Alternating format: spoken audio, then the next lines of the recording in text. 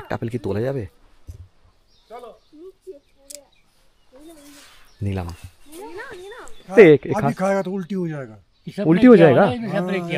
दवाई लगाया हुआ है। ओ जहर है। जहर है, हाँ इंसेक्टिसाइड। हाँ हाँ हाँ खाना नहीं इसको है ना।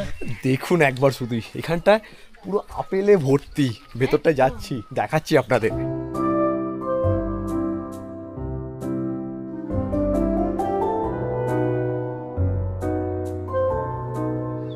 দেখুন পুরো থোকায় থোকায় আপেল। হ্যাঁ হ্যাঁ বড় বড় আপেল হয়েছে।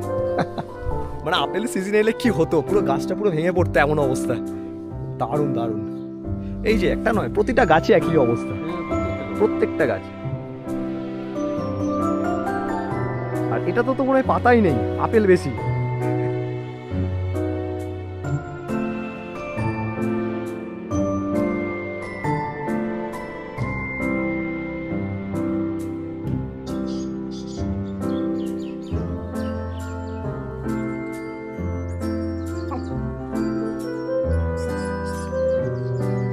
একটু কাঁচা রয়েছে, এই গাছের আপেলটা একটু পাকা, মানে পাক ধরেছে।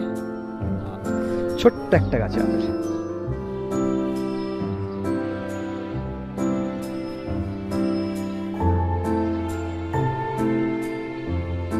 দারুণ দারুণ, প্রতিটা গাছ খুব সুন্দর।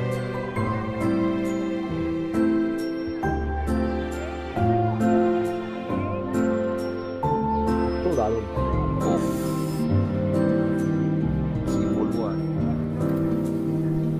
হিমাচলের এই পাহাড়ি বাতাসে আপেলের গন্ধই আলাদা।